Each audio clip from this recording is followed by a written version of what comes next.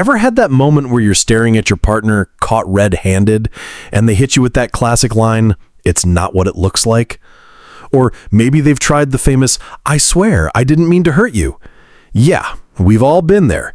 And let's face it, if you've ever been cheated on, you know exactly what I'm talking about.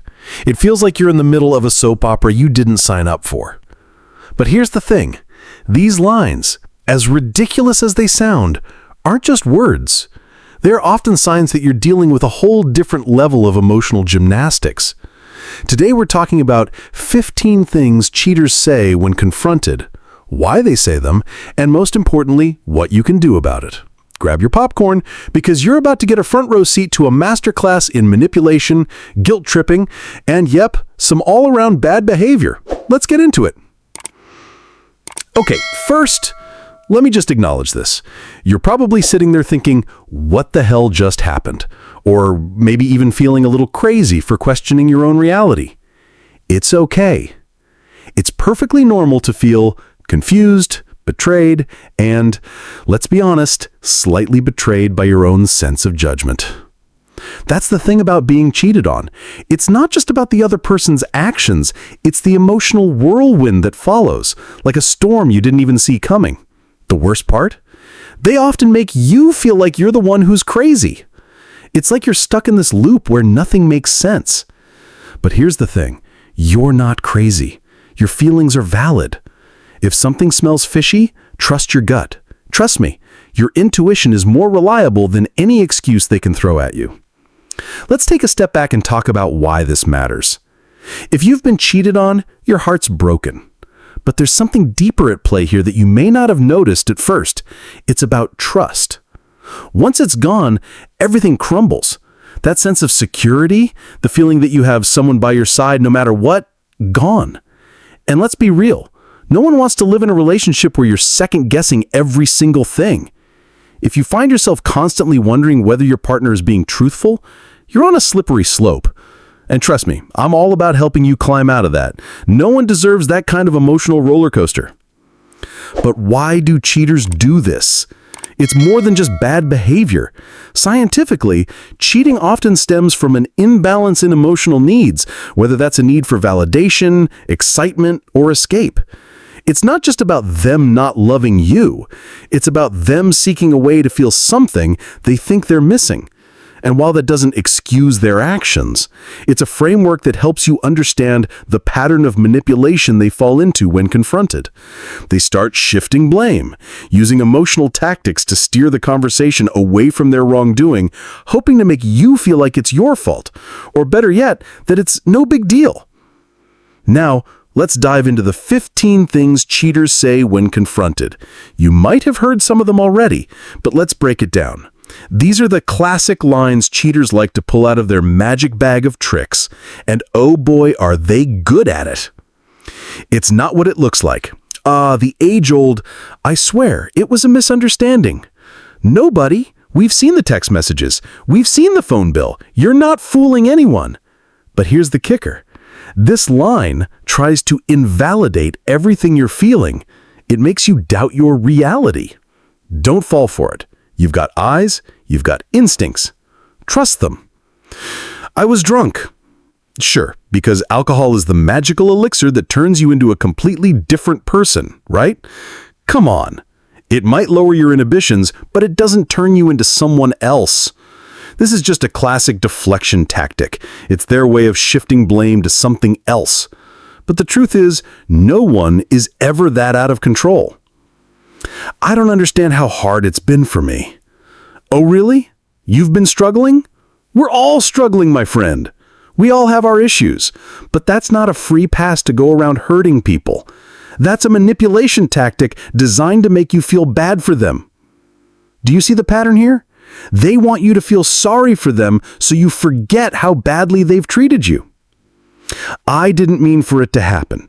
Oh, really? It just happened? You accidentally fell into someone else's bed. That's a bit of a stretch, don't you think? Here's the thing. Cheating doesn't just happen. It's a choice, a series of choices. And we need to stop letting them off the hook with these accidental excuses. I love you, but I was just looking for something different. This one's a doozy. They try to make it seem like it's not about you, it's about their needs. Yeah, right. If they really loved you, they wouldn't have gone looking for something different in someone else's arms. It was a one-time thing.